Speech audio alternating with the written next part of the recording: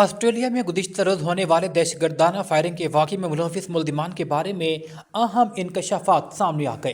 فلپائنی امیگریشن حکام کے مطابق مبینہ حملہ آور ساجد اکرم اور اس کا بیٹا نوید اکرم نومبر کے مہینے میں پورا وقت فلپائن میں مقیم رہے۔ بی بی سی نے دعویٰ کیا ہے کہ حملہ آوروں نے وہاں ملٹری ٹریننگ حاصل کی ہے۔ فلپائن امیگریشن ڈپارٹمنٹ کے مطابق ساجد اکرم فلپائن میں ایک بھارتی شہری کے طور پر داخل ہوا، جبکہ اس کا بیٹا نوید اکرم آسٹریلوی شہری ہے۔ دونوں یکم نومبر کو سڈنی سے فلپائن پہنچے اور 28 نومبر کو واپس روانہ ہوئے۔ سفر کا مقصد تاحال تحقیقات کے مرحلے میں ہے۔ آسٹریلوی پولیس نے کہا ہے کہ واقعے کی نوعیت دہشت گردی سے جڑی ہو سکتی ہے۔ ابتدائی شواہد کے مطابق حملہ انتہا پسندانہ نظریات سے متاثر ہو کر کیا گیا۔ پولیس کے مطابق ملزمان نے بونڈی بیچ پر مذہبی تقریب کے دوران فائرنگ کی، جس کے نتیجے میں 15 افراد ہلاک اور درجنوں زخمی ہوئے۔ وزیر اعظم شہباز شریف نے کہا ہے کہ پاکستان سے دہشت گردی کا مکمل خاتمہ ہی سانحہ اے پی ایس کا حقیقی انصاف ہے۔ سانحہ army public A P S school کی 11ویں برسی کی مناسبت سے اپنے پیغام میں انہوں نے کہا، آج پوری قوم ان شہداء کو خراج عقیدت پیش کرتی ہے جنہوں نے وطن عزیز کے مستقبل کے لیے اپنی قیمتی جانوں کا نذرانہ پیش کیا۔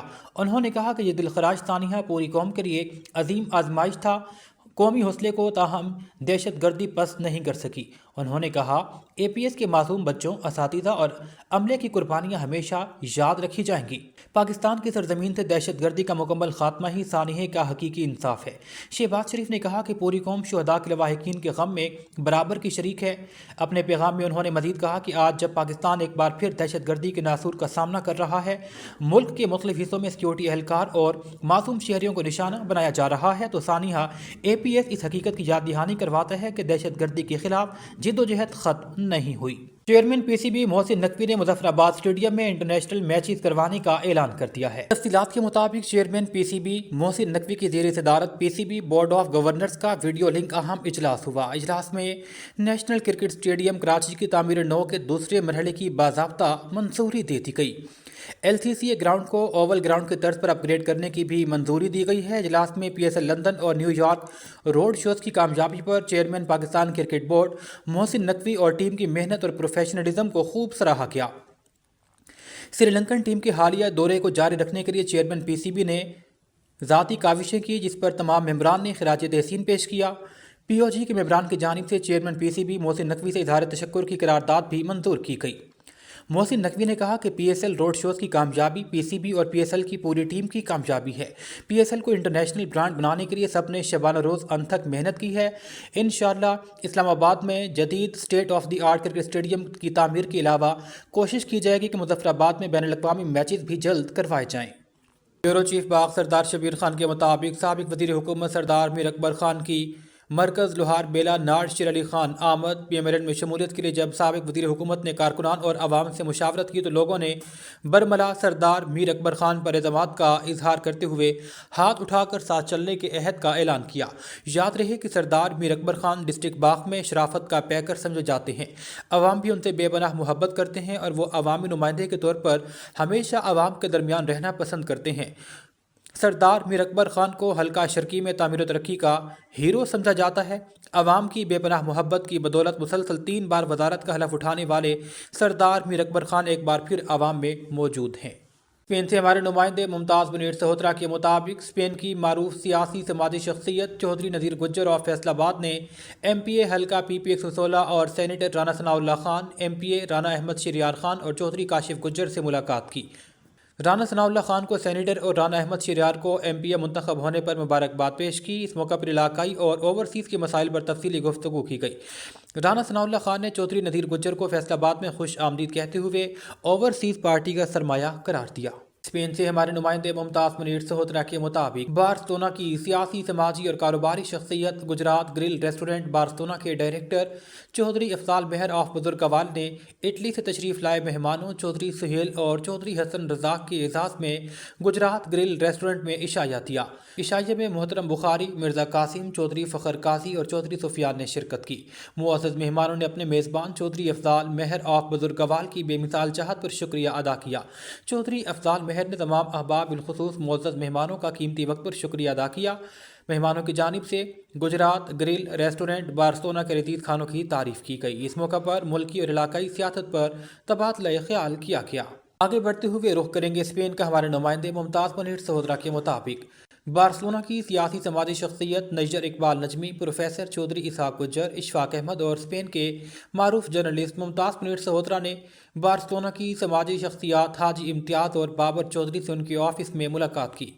बाहमी दिलचस्पी समेत दीगर उमूर पर तबादला ख्याल किया गया। मुमताज़ मुनीर सहोत्रा ने हाजी इम्तियाज़ और बाबर चौधरी को कौंसल खाना बार्सिलोना में 19 दिसंबर को होने वाली क्रिसमस तकरीबात में शिरकत की दावत दी।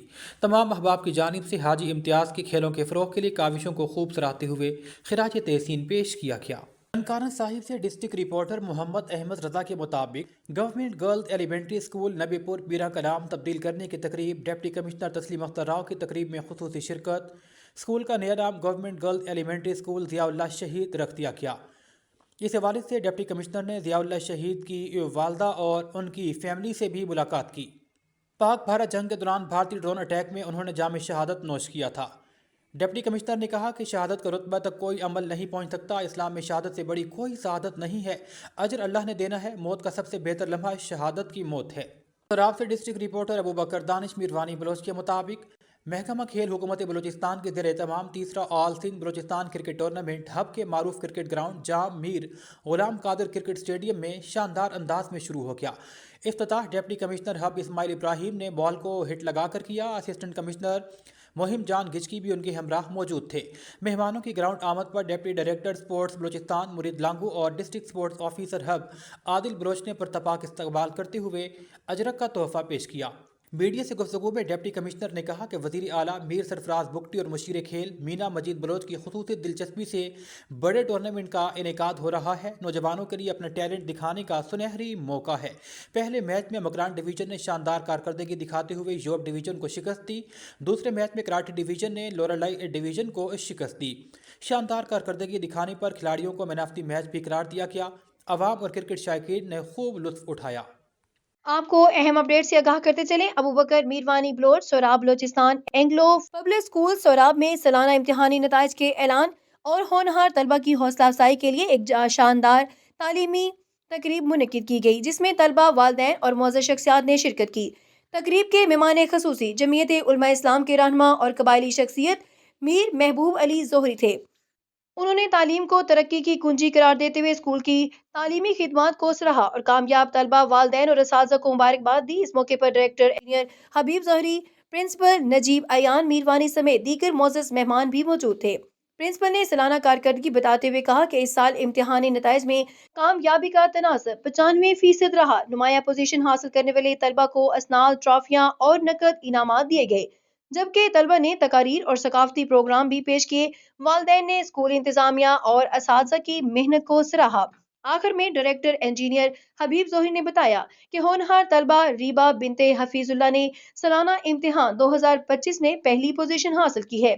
स्कूल इंतजामिया ने ऐलान किया कि रीबा साल 2026 के तमाम तालीमी अखराजात स्कूल बर्दाश्त करेगा, ताकि बासलाहियत तलबा की मजीद हौसला अफजाई की जा सके। खबर शामिल करते हैं ननकाना साहब से। डिस्ट्रिक्ट रिपोर्टर मोहम्मद अहमद रजा की रिपोर्ट के मुताबिक डिप्टी कमिश्नर ननकाना साहब मोहम्मद तस्लीम अख्तर राव का तहसील ननकाना के मुख्तलिफ इलाकों का तवील दौरा।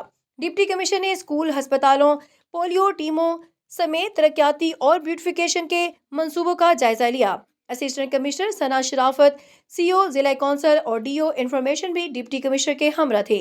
डिप्टी कमिश्नर ने गवर्नमेंट प्राइमरी स्कूल कोट लहना दास और अबियावाला कर अचानक विजिट किया। डीसी ने स्कूलों में असातिज़ा की हाजिरी समेत तालीमी और इंतजामी अमूर को चेक किया। डिप्टी कमिश्नर ने स्कूल इंतजामिया को तालीमी मेयार मजीद बेहतर बनाने के अहकाम जारी किए। डिप्टी कमिश्नर ने मोटरवे इंटरचेंज पर ब्यूटिफिकेशन के कामों का भी जायजा लिया और मुतलका अफसरान को जरूरी हिदायत दी। डिप्टी कमिश्नर ने रेस्क्यू स्टेशन सैयदवाला और रूरल हेल्थ सेंटर सैयदवाला की जेर तामीर बिल्डिंग्स का भी मुआयना किया। उन्होंने मुतलका इदारों को बिल्डिंग्स के तामीराती काम को जल्द मुकम्मल करने के अहकाम जारी किए। डिप्टी कमिश्नर ने सैयदवाला में पोलियो कैंप का भी विजिट किया। उन्होंने सैयदवाला के मुख्तलिफ महल्लों में जाकर पोलियो टीमों की कारकर्दगी का जायजा लिया। डिप्टी कमिश्नर ने घराना नंबर्स और बच्चों के हाथों पर लगे निशानात भी चेक किए। डिप्टी कमिश्नर ने रूरल हेल्थ सेंटर सैयदवाला का भी दौरा किया। डिप्टी कमिश्नर ने अस्पताल में तिबी अमले की हाजिरी को चेक किया। अमला गैर हाजिर पाया गया। डिप्टी कमिश्नर ने सीओ हेल्थ को गैर हाजिर अमले के खिलाफ पीड़ा एक्ट के तहत कार्रवाई करने के अहकाम जारी किए। ضلع کے دور دراز علاقوں کی وزٹ کا مقصد پبلک سروس ڈلیوری کا جائزہ لینا ہے۔ تمام اداروں کو کام کر کے عوام الناس کے لیے آسانیاں پیدا کرنا ہوں گی۔ ڈپٹی کمشنر ننکانہ محمد تسلیم اختر راؤ نے کہا کہ تمام ادارے لوگوں کی خدمت کریں، عوام کے دل میں جگہ بنائیں اور دعا لیں۔ حکومت پنجاب پبلک سروس ڈلیوری ڈور سٹیپ پر فراہم کرنے کے لیے کوشاں ہے۔ عوام الناس کی خدمت ضلع انتظامیہ کی اولین ترجیح ہے۔ کو اہم خبر سے اپڈیٹ کر رہے ہیں G M Qureshi, senior crime reporter ضلع ملیر۔ اس خبر سے معلوم ہوتا ہے کہ وزارت صنعت و پیداوار حکومت پاکستان کا پاکستان سٹیل ملز بحال کرنے کا کوئی ارادہ نہیں، صرف حکومت کی طرف سے اشتہار شائع کیا جائے گا جس میں فائنینشیل ایڈوائزر کے تیار کردہ بینک ایبل پلان کے مطابق پاکستان سٹیل ملز کی نجکاری کی پیشکش کی جائے گی۔ منافع کمانے والے سٹیل ملز کو حکومت سے نجکاری نہ ہو سکی۔ چند نجی کمپنیوں کو فائدہ پہنچانے کے لیے پاکستان سٹیل ملز کو وزارت صنعت و پیداوار کے مقرر کردہ بورڈز آف ڈائریکٹرز اور انتظامیہ کی سرکاری سرپرستی میں تباہ کیا گیا، لوٹا گیا، ملازمین کو غیر قانونی طریقے سے برطرف کیا گیا۔ تمام اقتدار اور حزب اختلاف کی پارٹیوں نے خاموش تماشائی کا کردار ادا کیا۔ اگر دیکھا جائے تو پاکستان سٹیل ملز کو تباہ کرنے میں تمام سرکاری ادارے، حکمران اور حزب اختلاف کے پارٹیاں برابر کے ذمہ دار ہیں۔ پاکستان سٹیل ملز کو اب بھی بحال کیا جا سکتا ہے اگر سچ بولا جائے اور شفاف احتساب کے ذریعے لوٹی ہوئی حکومتی ادارے اپنا ذمہ دارانہ کردار ادا کریں، دولت کی وصولی کی جائے تاکہ ریٹائرڈ ملازمین کی بقیہ جات جلد ادا کیے جائیں۔